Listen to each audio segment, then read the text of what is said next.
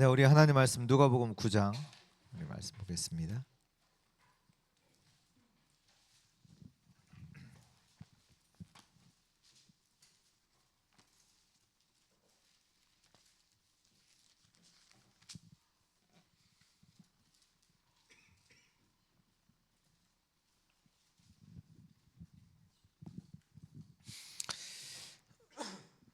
네, 9장 7절 우리 한 절만 우리 같이 읽겠습니다. 9장 7절입니다. 분봉왕 헤롯이 이 모든 일을 듣고 심히 당황하니 이는 어떤 사람은 요한이 죽은 자 가운데서 살아났다고도 하며. 아멘.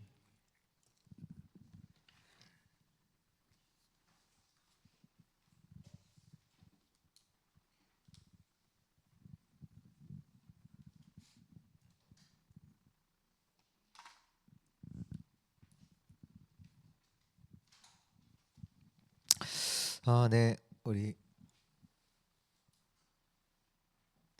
오늘 세 가지 완전성에 대해서 우리 같이 좀 나누고 싶은데요. 어, 뭐 저번 주죠. 지난주 금요일 날 그 새벽기도에 잠시 말씀드렸는데 저번 주 금요일 날 이제 카톡을 보는데 이제 뭐 보통은 안 보는데 생일이 이제 뜬 거예요. 생일이 보이길래 봤는데 한 렘넌트가 이제 거기에 이름이 있었어요. 그래서 문자를 보냈죠. 잘 지내냐? 이 친구가 누구냐면 제가 이제 미국에 있을 때 이제 같이 있었던 이제 렘넌트인데 그 원래는 다른 교회 미션홈에 있다가 제가 섬기던 교회 이제 권사님 댁이죠. 거기에 이제 이렇게, 이렇게 이제 이렇게 이사를 했어요. 그때 이제 제가 가서 그 친구를 이제 픽업을 했거든요. 거기까지 가는데 한 2시간 가서 픽업을 해서 이제 저희 교회 권사님 집에 이제 그 친구가 이제 미국에 올 때 고등학생이었거든요. 고등학생이었을 거예요. 네. 중학생은 아니고 고등학생이어서 보통 이렇게 오면 그 친구가 이제 유학을 온 거기 때문에 가디언 집에 있어야 되거든요. 가디언이 보호자가 있어야 되거든요. 그래서 이제 권사님 댁에 사는데 거기에 소속해서 이제 많은 상처를 받았던 것 같아요.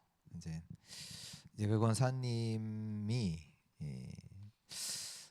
어떤 분이시냐면 남편은 정신 문제가 있으셨고 이제 그러다 보니 가정을 그분이 이제 권사님이 다 책임져야 되는, 그래서 좀 강하시고 또 한국에 있을 때는 학습지 하셨었는데 그때 뭐 월 1,000 받을 만큼 이거 굉장히 뭔가 이렇게 하시는 뭐 분이시죠. 진짜 여장부 같으세요. 근데 이제 이 친구를 두고 아무래도 이제 이렇게 어디 뭐 예배 속으로 이렇게 오게 하려고 하신 건데 이제는 어떻게 강하시다 보니까 이게 많이 부딪혔던 것 같아요. 그래서 이 친구가 이제 대학에 가면서 이제 그때는 이제 보호자가 필요 안 하니까 이제 나와서 살고, 그래서 이 친구가 뭐 했냐면 부모님께 이제 한국에 있는 부모님께 부탁을 한 거예요. 차만 사서 차 하나. 차 하나. 그래서 처음으로 뽑은 차가 BMW 새 차. 근데 차를 되게 좋아해요. 그래서 뭐 카 이렇게 정비하는 데서 일하고. 어느 정도로 좋아하냐? 일주일에 2번씩 세차해요. 그걸로. 근데 손 세차요. 아니 이런 거 미국 뭐 이런 거 말고 직접 자기 이제 그러니까 집에서 이렇게 세차를 하잖아요. 자기 집에서 일주일에 2번씩 손 세차를 해요. 뭐 한 번 기억은 이 친구가 또 차를 또 바꿨어요. 더 좋은 아마 바꿨나 아마 그랬을 거예요. 저를 태워준다고 하더라고요. 뭐 그냥 마을 길을 가는데 엄청 밟더라고요. 밟다가 갑자기 서고 이러면서 뭐 브레이크가 얼마나 좋은 건지를 막 설명하고. 근데 이 친구가 제가 알거든요. 지금은 교회 안 나가는 걸로 알고 있거든요. 이제 그런 교회 안에서 그런 상처들 속에서 안 나가고 있는 거 알고. 그래서 이제 이 친구가 이름이 떴길래 생일 축하한다 보냈더니 그 다음 날 이제 연락이 왔더라고. 감사합니다 하고 어떻게 잘 지내세요? 이렇게 답장이 왔더라고. 뭐 이거 아무것도 아니잖아요. 지나갈 일이죠.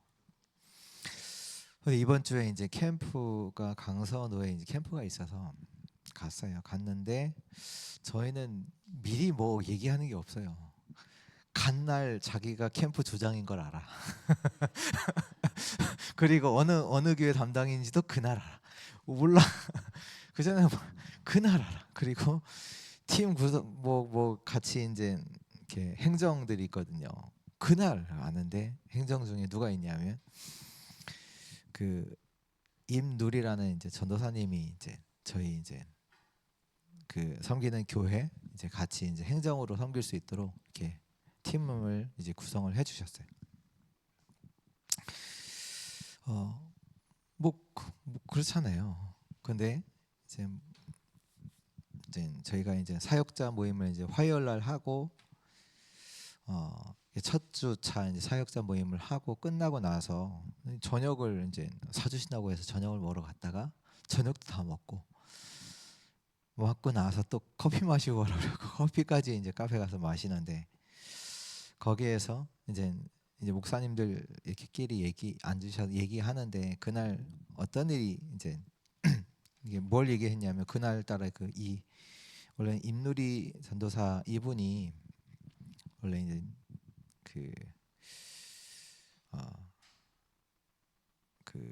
그 렘넌트 아니죠, 언약교회에 있다가 거기가 이제 다락방 운동을 안 하게 되면서 이 친구가 이제 지금 임마누엘 서울교회로 이제 가게 됐어요. 그러면서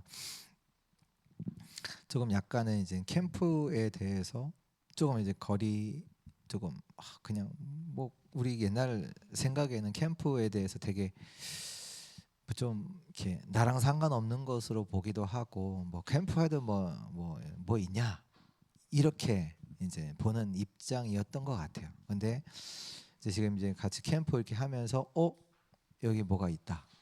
그리고 저번 캠프 하면서 이건 하나님이 하시는 거다. 이 하나님 현장에서 하시는 하나님의 역사를 조금 보면서 이 친구가 좀 깊이 이제 들어오면서 이번 사역자 모임 할 때 처음으로 자기 어머니를 모시고 온 거예요. 이제 어머니도 마찬가지로 이제 언약교회에 있다가 지금 임마누엘 서울교회를 다니고 계시는데 이번에 캠프 이제 이제 행정으로 이 전도사가 오다 보니까 이제 엄마도 같이 이제 그 얘기는 뭐냐면 뭔가 여기 속에서 하나님이 하시는 걸 봤다는 거잖아요.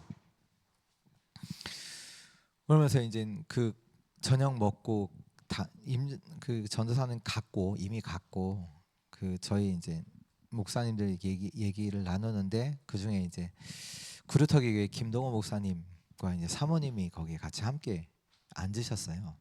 앉으셔서 이제 이렇게 포럼을 쭉 해주시더라고요. 그리고 왜냐하면 그분들이 강선호에 계시거든요. 그래서 아시잖아요. 그래서 이제 그 오늘 오신 분이 누군지 아냐고 모르지요.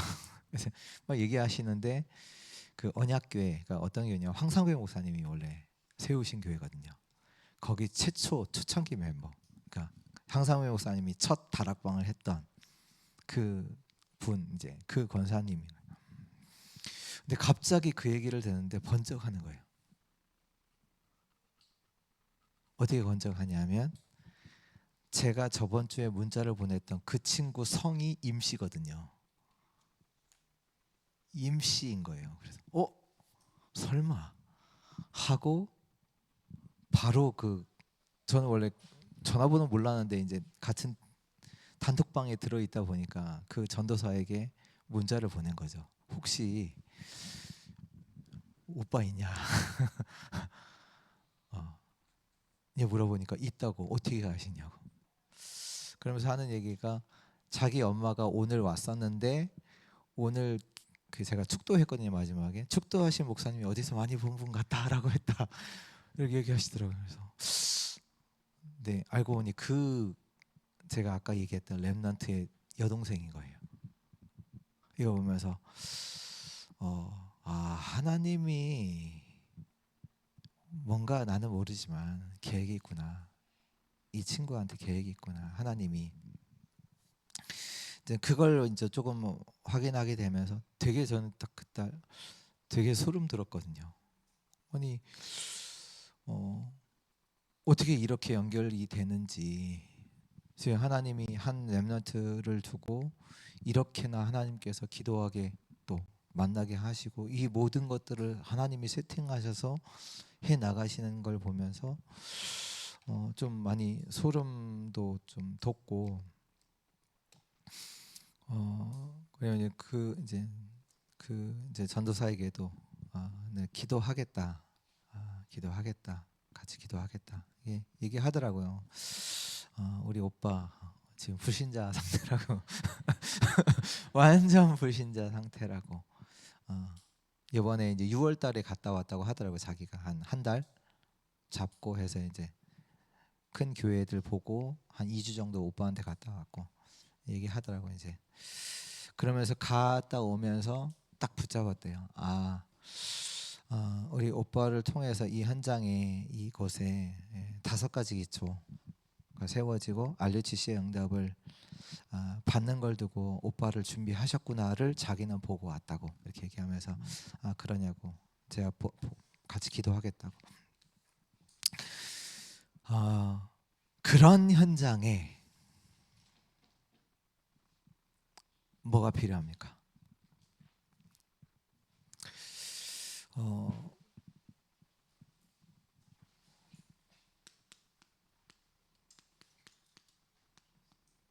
그리스도가 필요합니다. 상처받고 교회에서 상처받고 중직자에게 상처받고 그 현장에 우리가 무엇으로 살리겠습니까? 그리스도로 살려야 합니다. 우리는 자꾸 어떤 상황에 따라 그 상황에 따라서 뭔가를 붙잡거든요. 아니에요. 우리는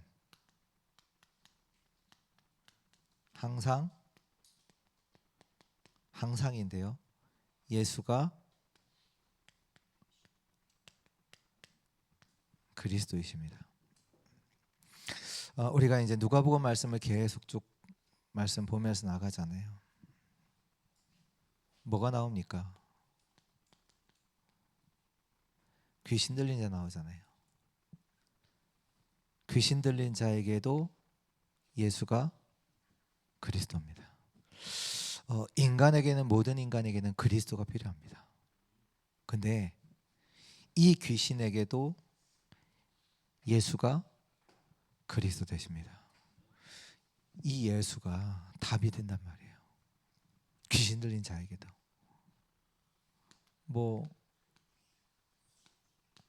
혈루증 여인도 나왔잖아요. 그 혈루증 여인에게도 예수가 그리스도이십니다.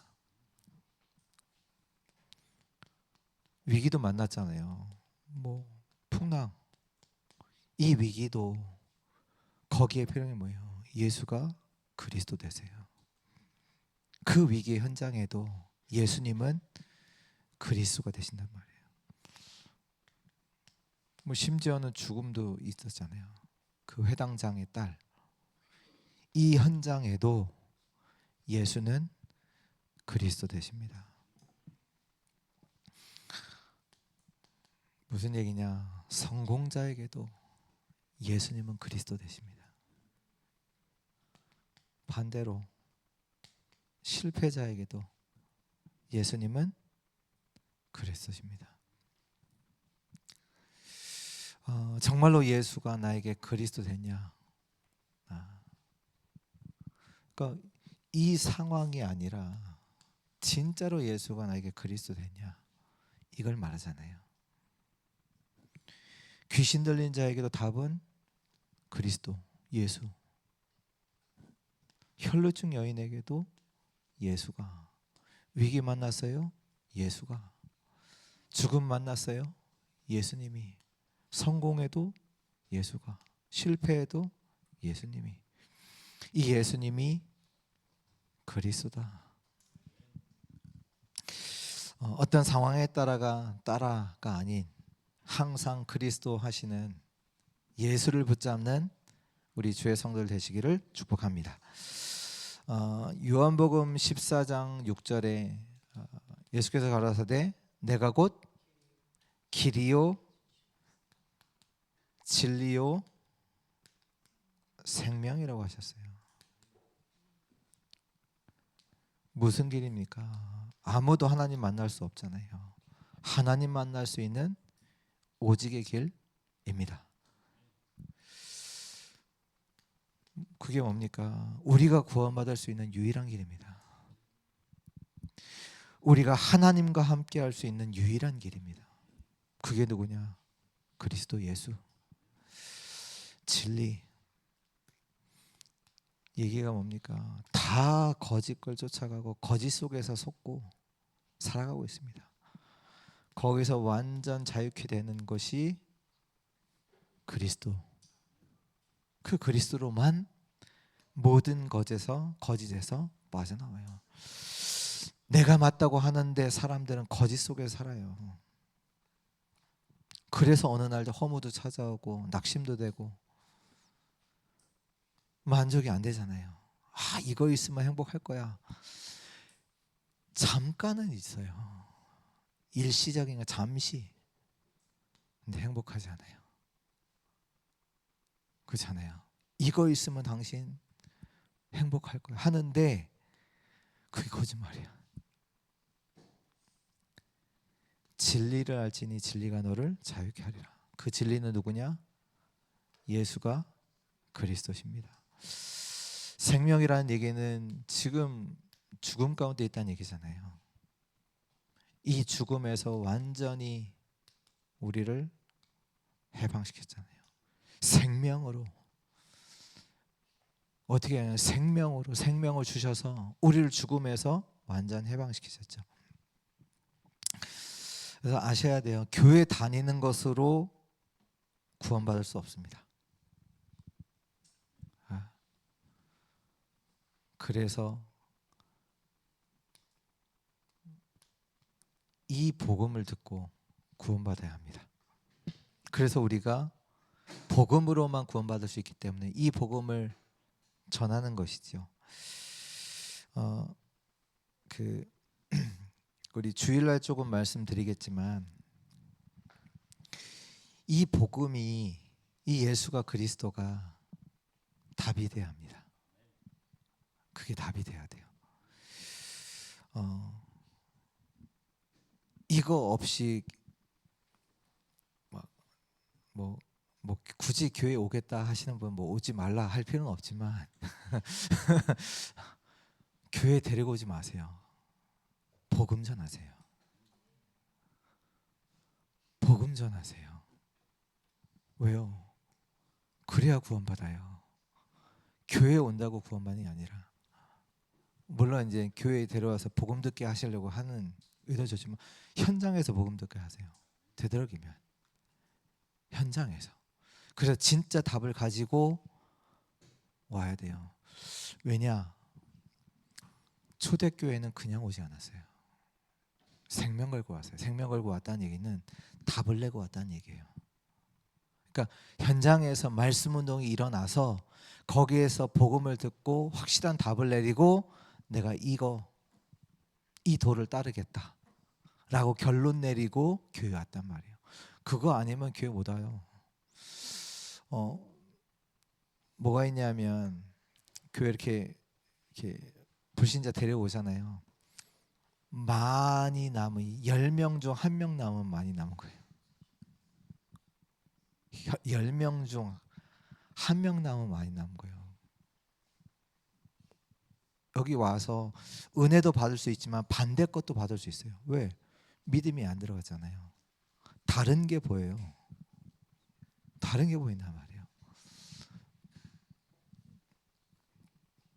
현장에서 복음으로 복음 전하시고, 이 사람이 진짜 어떻게 와야 돼? 나는 교회 가야 되겠다. 그래서 와야 해. 초대교회는 어땠냐? 생명 걸고 왔다니까요, 교회를.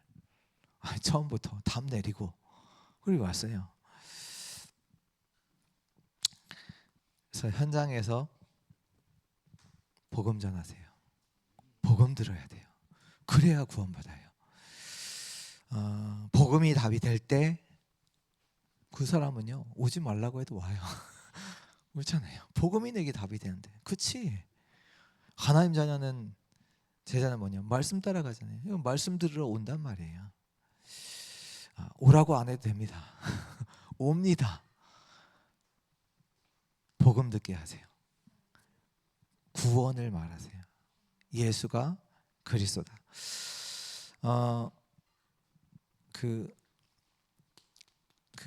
우리 달란트 7개 중에 두 번째 항목이 위인이잖아요.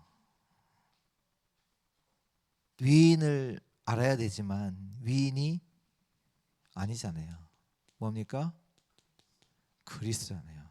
뭐냐면 지금 세상에 성공한 많은 사람들도 여기 헤롯 왕처럼 마찬가지란 말이에요. 결국에는 그리스도 몰라서 영적 문제 가운데 죽은 사람이 다예요. 정신 돌아서 죽은 사람도 많고요. 자살하는 사람, 집 돌아다니다가 방황하다가 돌아가는 사람도 있고 많아요. 성공한 것 같은데 다 영적 문제로 자살하거나 죽거나 많다니까요. 뭐 성공을 해도 답이 없으니 영적 문제를 이길 수가 없죠. 그리스도. 뭘 말해야 되냐? 정확한 그리스도 말해야 합니다. 누구에게나.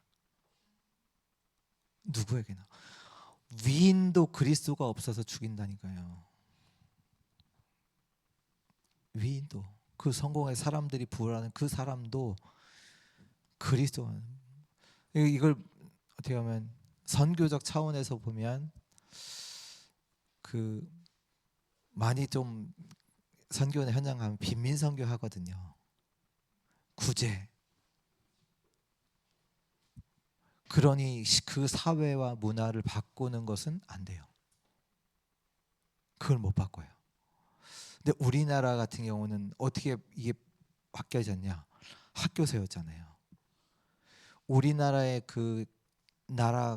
애국운동한 거의 대부분의 사람들이 이 교육을 받았던 사람이에요. 하나님을 만난 사람들이란 말이에요. 그 사람들이 우리나라가 이렇게 되도록 바꿨다니까요. 하나님이 준비시킨 거죠. 그러니까 엘리트들이, 최고 엘리트 교육을 어디서 받냐? 선교사님들이 세워진 그 학교에서 받았어요. 그 선교사님들이 그 일을 했다니까. 그리고 우리를 완전히, 우리나라가 지금은 이번에도 보니까 지금 최고 기업이 엔비디아거든요. 아세요? 그 젠슨 황이 이번에 와서 이재용 회장과 막 아니고 한국 좋아요 하고 갔다니까요. 어떻게 이런 나라가 지금 세계 가장 앞선 AI, 거기에 나오는 부품들을, 제품들을 만드는 회사, 만드는 나라, 영화, 많은 미디어, 컨텐츠 이런 거에 가장 인기 있는, 앞서가는 그런 문화들을 만드는 나라가 됐습니까? 그런 나라니까요, 우리나라가. 어떻게 시작됐냐? 선교사님.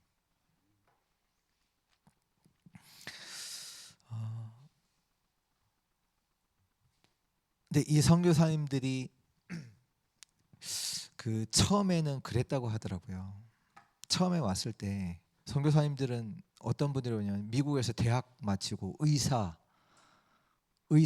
자격증이 있는 젊으신 25 이런 엘리트들이 왔거든요. 처음에는 선교사님들이 우리나라 백성들을 보니까 수준 차이가 나잖아요. 날 수밖에 없잖아요. 우리나라 쌍놈, 종놈, 글씨도 못 쓰고 다 그렇잖아요. 대부분이. 그런데 뭐 위에 있다고 하는 사람들은 맨날 자기 밥그릇 싸움이나 하고 있고, 그런데 이 나라가 어떻게 보였겠어요? 그분들에게. 네, 이분들이 처음에는 우리 어떻게 보면 그분들에게 있어서 우리나라는 다민족이잖아요. 다민족이잖아요. 어떻게 봤냐? 낮게 봤어요. 처음에 낮게 봤어요. 왜? 뭐 지식도 그렇고 환경적으로도 그렇고, 자기들은 뭐 자기 의사 대학교 졸업하고 굉장한 지식층이 왔단 말이에요. 그날 근데 선교사님이 회개한 거예요. 하나님 앞에서. 하나님 앞에서 회개하면서 그때 일어난 게 뭐냐면 우리나라의 기도 운동이 일어나기 시작한 거예요. 회개 운동이. 그러면서 이 나라에 복음이 들어가기 시작했고, 그래서 이 말은 뭐냐면 우리가 다민족을 가치 있게 봐야 돼요. 이 온 사람들이 수준이 낮고 뭐 우리 뭐 그럴 수 있거든요. 뭐 늘 얘기하잖아요. 저도 가 보니 막 완전 뭐 수준도 낮고 뭐 생활도 그것도 낮고 한데, 그렇게 보면 안 돼요. 이 한 사람이 하나님께서 세계복음화를 두고 준비하신 사람일 수 있어요. 진짜 가치 있게 봐요. 전도와 선교를 두고 하나님의 눈으로 다민족을 보고 바라보고 그들을 돕고 섬겨야 돼요. 아, 우리는 이런 정도의 위치 속에서 우리가 더 낫고 이는 좀 하고 그냥 막 무시하고 막 뭐 시키고, 그게 아니에요. 가치 있게 봐야 돼요. 뭐.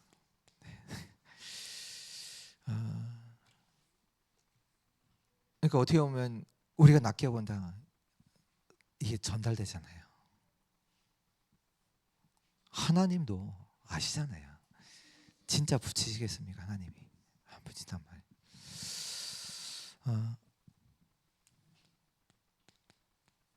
예배와 기도가 완전합니다. 아까 그 렘넌트를 두고 우리가 뭐 할 수 있겠습니까? 완전한 걸 주셨어요. 바울이 서신서에 보면 뭐 했냐? 이거 했거든요. 내가 너희를 생각할 때마다, 내가 간구할 때마다, 내가 너희를 위하여 기도할 때마다, 내가 너희를 기억함은 하면서 모든 교회를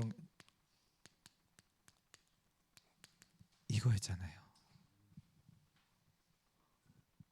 자기 혼자 하는 게 아니에요. 바울이 같이 함께 이 기도 속에서 세계복음을 했단 말이에요. 무슨 일이 일어납니까?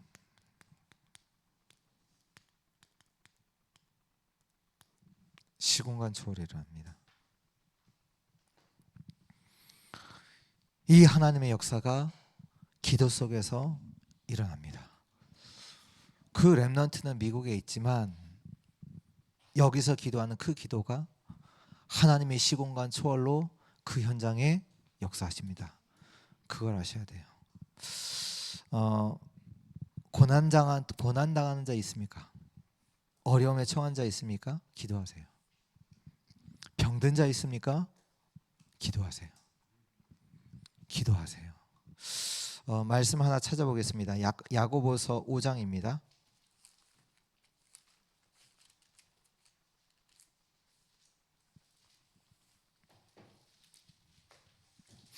야고보서 5장 13절 14절.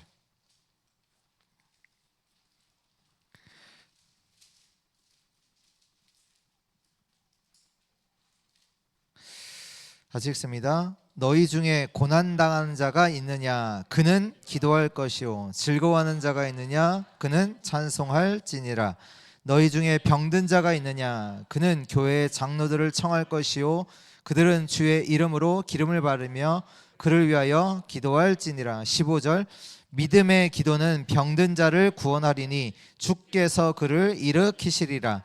혹시 죄를 범하였을지라도 사하심을 받으리라. 아멘. 기도하세요. 왜요? 하나님의 역사 일어나요. 하나님의 역사가 시공간 초월로 일어나잖아요. 마가복음 9장에 보면 그 말씀이 나오잖아요. 귀신 들린 아이를 데려와서 치유해 달라고 했는데, 그때 이제 예수님은 이제 변화산에 올라가 계시고 제자들을 보고 치유해 달라고 했더니 아무리 뭐 해도 안 돼. 나중에 예수님이 내려오셔서 이 아이를 이제 치유하시죠.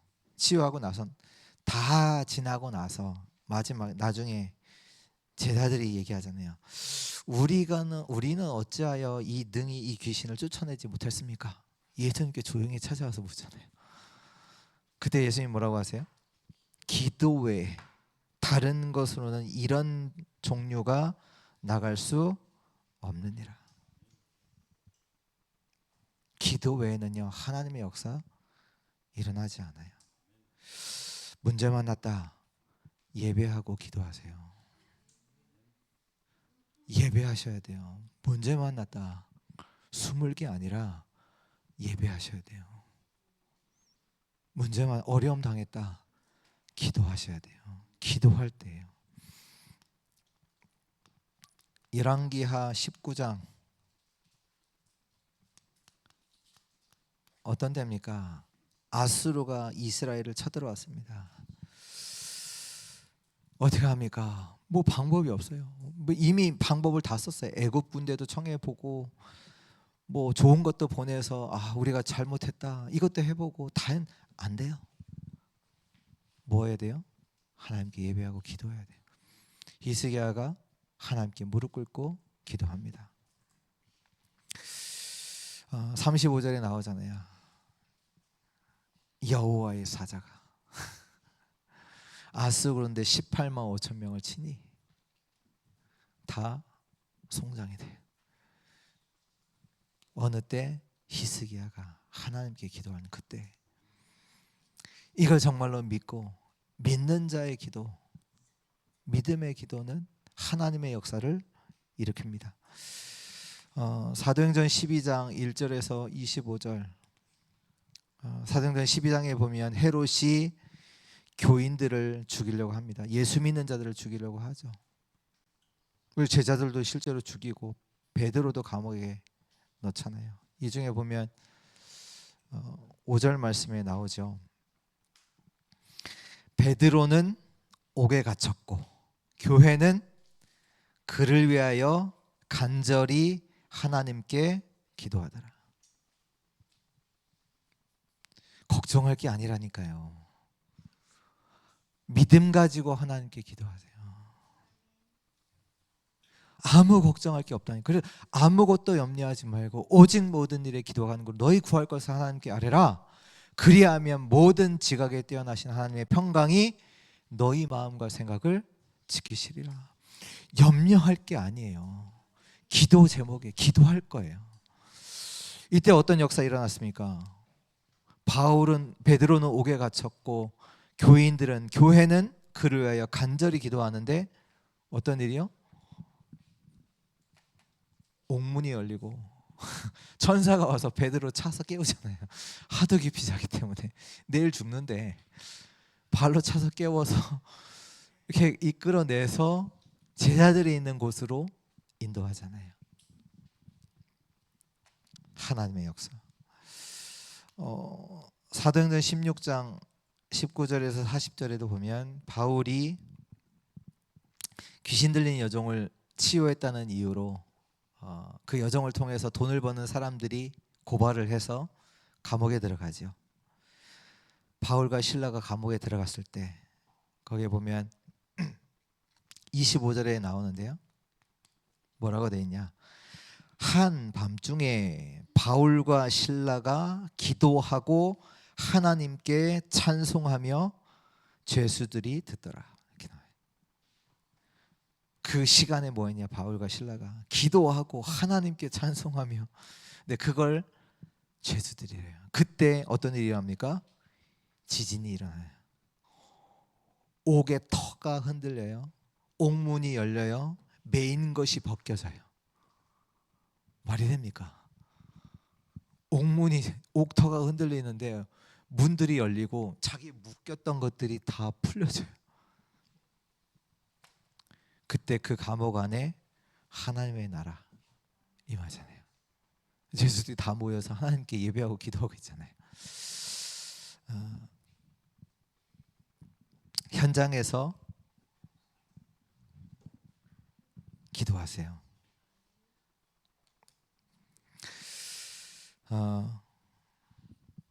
그 가문 가정 안에서 기도하세요.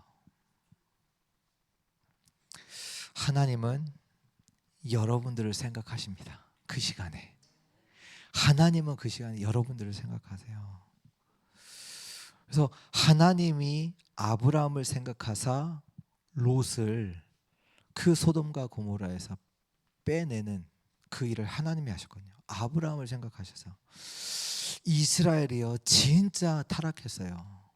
근데 하나님이 다윗을 생각하사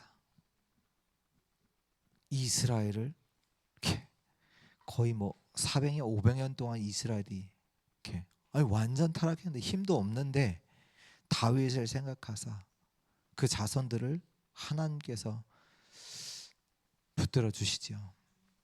이게 뭐냐? 현장에서 뭐하냐? 기도하세요.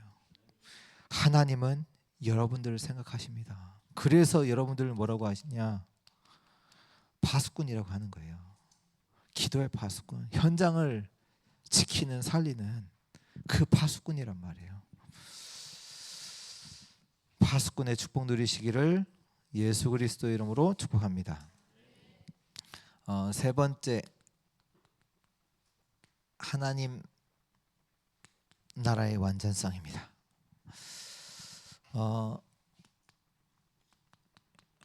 불신자는 하나님 모르는 자는 의식주밖에 모릅니다. 의식주밖에 모릅니다. 당연히 그러겠죠. 왜냐? 에베소서 2장 1절의 말씀처럼 죽어 있거든요. 영적으로 죽어 있거든요. 당연히 영적인 거 몰라요. 그럼 뭘밖에 모르냐? 의식주밖에 몰라요. 근데 이것이 뭐냐? 2장 2절에 보니까 이들이 뭐냐? 세상의 풍조를 따른다 나와 있죠. 근데 그 풍조를 따르니 뭐냐? 공중권세 잡은 자를 따르는 거다. 결국 뭐냐? 지금 사단의 나라, 사단의 통치, 사단의 지배 아래에 있다는 거예요. 이 속에서 성공도 하고 실패도 한다는 얘기예요. 모든 사람이. 하나님 모르는 사람은요, 이 속에서 성공도 하고 실패도 해요. 공중권세 잡은 자를 따라요. 지금 불순종의 아들들 가운데 역사하는 영, 그걸 따라요. 그러니까 이 속에서 성공도 실패도. 근데 성공해도 노예, 실패해도 노예. 여기서 빠져나오는 방법이 그리스도죠. 그래서 예수님 이 그리스도를 복음이라고 해요. 기쁜 소식이라고 해요. 이 아래에 있는 자들에게 여기서 빠져나오는 길이 있다. 그 기쁜 소식이 있다. 그것이 복음입니다. 그래서 예수님께서 이 땅에 오셔서 이 가운데 있는 사람들에게 말씀하신 거예요. 하나님 나라가 가까이 왔다. 그리스도가 오셨다. 이 말이죠. 하나님의 나라가 너에게 임하였다. 마태복음 12장 28절에도 귀신이 떠나가고 성령이 역사하시면 하나님의 나라가 임하였다. 그 얘기죠. 그리고 뭡니까? 보좌의 축복이 저와 여러분들에게 임할 때 하나님의 나라가 임하였다. 이 일이 실제 눈에 보이는 일로 나타나는 거죠. 그러니까 다 요셉이 가는 곳마다 이 일이 났잖아요. 이 보좌의 축복이 요셉에게 먼저, 그리고 요셉이 하는 일에 하는 그 직업 속에, 업 속에 하나님이 보디발의 밭까지 축복하시잖아요.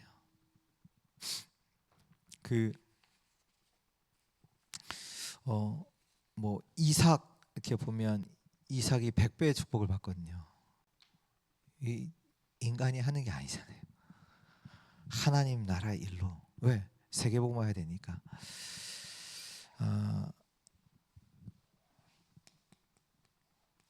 뭐 상처를 얼마나 많이 갖고 있건, 지금 뭐 자신이 얼마나 능력도 없고 무능하건, 여기에 뭐가 임해야 되냐? 하나님의 나라가. 이 얘기는 뭐냐? 하나님의 나라가 임하면 아무 문제 안 된다는 얘기예요. 하나님의 나라가 임하면 아무 문제예요. 보세요. 요셉이 노예로 갔는데 요셉에게 그 현장에 하나님의 나라가 임해요. 그 노예가 문제가 안 돼요. 보잖아요. 보디발이 요셉을 보니까 하나님이 요셉과 함께 하심을 보고 요셉을 뭐예요? 가정총무로 삼으세요. 이게 뭐냐? 노예가 문제가 안 되나니. 왜? 하나님이 함께 하시니까. 이 축복을 뭐 모든 현장에 내가 뭐 능력이 있건 없건 그건 상관없어요. 하나님의 나라가 임하면 그게 아무 문제도 안 됩니다. 우리가 뭐 과거가 어떻건 지금 뭐 능력이 없건 내가 배경이 어떻건 하나님의 나라가 임하면 아무 문제 안 돼요. 이 축복을 누리시는 주의 성도들 되시기를 축복합니다. 결론으로요. 그래서 우리는 늘 이 축복 속에 있어야 되고요. 그리고 캠프는 빛입니다. 캠프는 뭐냐?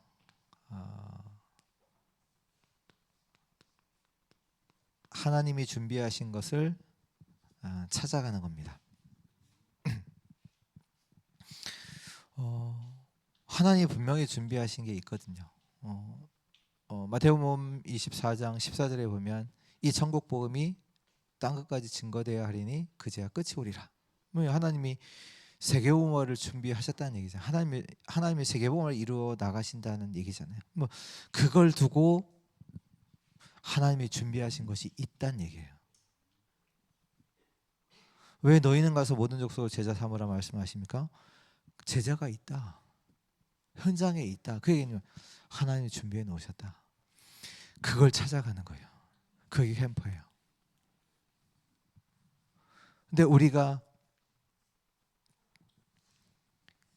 이 빛 속에 있기 때문에 제가 이제 지금 캠프를 좀 이렇게 지금 요 며칠 이제 누리는 게 뭐냐?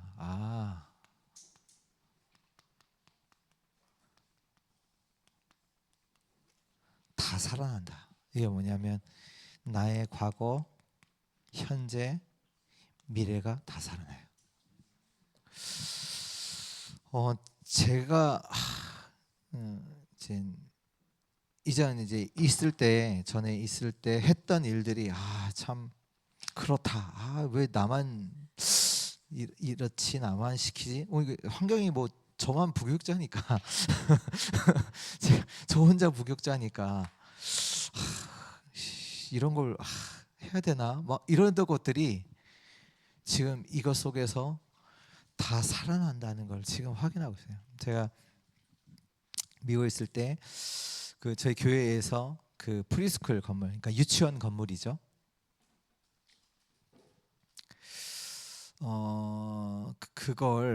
그것을 이제 프리스쿨 건물을 이제 짓게 되었어요. 교회 이제 땅 안에. 뭐 교회가 3,000평이니까 일단 땅이 넓어야 돼요. 거기 이제 짓는데 그때 이제 그걸 두고 이제 후원 행사를 하겠다는 거예요. 그래서 어떤 행사를 했냐면 클래식 콘서트를 했었거든요. 그때. 근데 저희 이제 교회 이제 성가 지휘를 하시는 이제 지사님이 계셨는데 그분이 첼로 전공이셨어요. 그래서 이제 네트워크가 좀 있으시더라고요. 그래서 이제 그런 이제 전문인들 초대를 해서 교회 안에서 클래식 콘서트를 하겠다 해서 했었거든요. 그때 누가 왔냐면 KBS 교향악단 바이올리니스트 악장이 왔어요. 악장이 오셔서 그분이 파가니니 네, 그 가장 기술적으로 어렵다고 하는 그 파가니니 연주하고 이제 네, 연주하셨거든요. 그러니까 네, 뭐 그런 일도 있었고 오늘이 세상적으로는 무슨 날이죠? 네 맞아요. 할로윈이잖아요. 이제 그때 제가 있을 당시에 이제 그걸 이제 다 하니까 거기 미국 문화가 다 그거 하는 문화니까 뭐 저 같은 경우는 이제 그거 한다고 집에 있으면 다 뭐 노크하고 아이들 와서 노크하거든요. 그래서 집 불 다 꺼놓고 불 켜놨는데 노크했는데 안 나왔다. 나쁜 애들은 계란 던지고 가요. 생계란 던지고. 그러니까 이제 그 이제 문화를 바꾸기 위해서 다 하니까 아이들이 이제 우리 교회 아이들 문화를 바꾼다 해서 이제 그때 이름 졌던 게 할로윈이 아니라 홀리윈드. 거룩한 바람 이제 홀리윈 이제 페스티벌을 한 거예요. 그걸 누가 준비하냐? 우리 교회에서 있으니까 3,000평이라 우리 교회에서 준비하니까 제가 이제 랩런트들 데리고 다 기획하고 이제 다 하는 거죠. 왜 하지? 나 이거 할 거 아닌데. 근데 지금 다 쓰고 있어요. 지금 이제 뭐 지금 여기 우리 플로우 페스티벌 하는데 이번에 이제 서울에서 이제 같이 참여하는 교회에서 이제 오셨거든요. 오셔서 이제 하는데 본인들은 이제 이렇게 하기가 너무 하려고 했는데 어렵다 이렇게 말씀해요. 저는 전혀 어렵게 느끼지 않거든요. 왜 해봤거든요.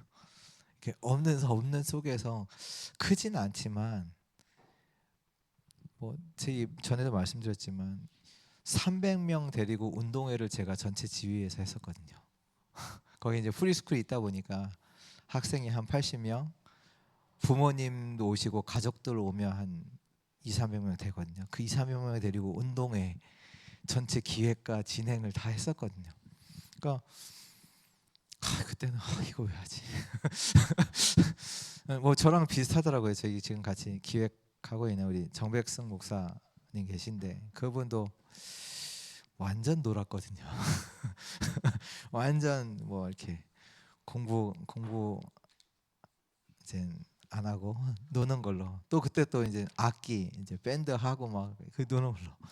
근데 그것이 이 속에 있다 보니까 다 살아나요.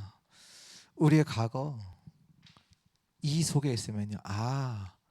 완전 살아나요. 우리 이렇게 새벽기 때 말씀드렸잖아요. 그 올해 한 언제죠? 2월 달인가 3월 달에 인천에서 캠프 있었거든요. 그때 그 현장에 그 권사님이 오셨는데 이제 우리 보통 이게 우리 내 자기 인생 캠프가 되면 자기 현장의 캠프 되어진다. 그러면서 자기가 놓쳤던 일단 자기 현장 가장 가능성 있는 자기 현장을 먼저 회복해라. 그 현장을 파고들어라. 이게 말씀이 나오잖아요. 근데 이제 이 권사님이 완전 남편이 이제 안 믿는 불신자예요. 그래서 조장 목사님이 꼭 이번에 남편 복음 전할 수 있도록 하더라고. 우리 남편 안 된다고. 몇 번 목사님이 찾아갔대요. 목사님 찾아갔을 때 상을 들어서 상을 집어 던졌대요. 다행히 다치지는 않았었고 그런 남편인 거예요. 그러니까 마음대로 하는 거죠. 막 우리 남편 안 된다고. 근데 이제 본 캠프가 됐어요. 됐는데 그때 팀 구성이 어떻게 됐냐? 한 울산에 있는 전도사님이 그 팀에 붙여진 거예요. 갔죠. 갔는데 보내면서도 걱정이 기도하고 기도하고 또 가는 분들도 옛날에 했던 게 생각이 나잖아요. 그러니까 슈퍼 가서 담배 한 갑 사고 담배 한 갑인가 한 포로 사고 맛있는 거 사갖고 이제 미 전화한 거죠. 우리 이번에 간다. 근데 갔더니 반겨주시는 거예요. 나와서 반겨주시고 이제 들어가서 얘기를 하는데 이 전도사님이 누구냐? 이 남편과 같은 아버지 밑에서 큰 전도사예요.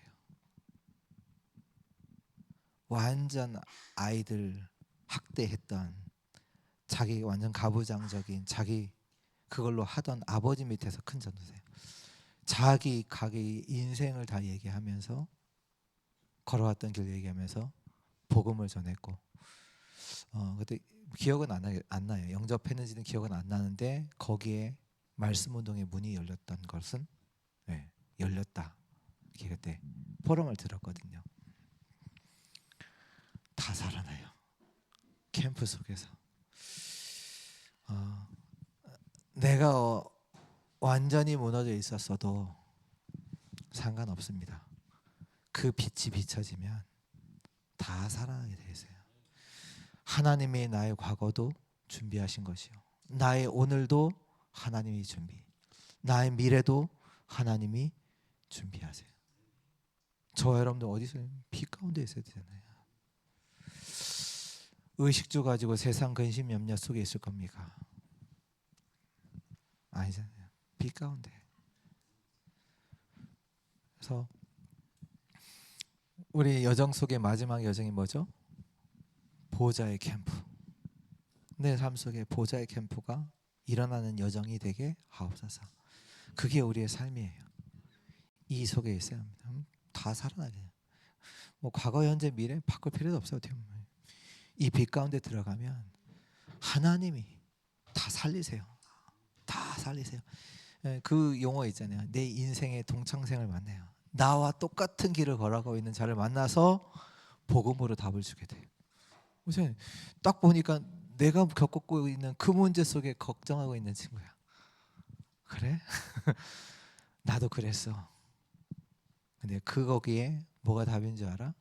그리스도, 예수가 답이야. 이 축복을 누리는 우리 모든 주의 백성들 되기를 축원합니다. 우리 찬송가 430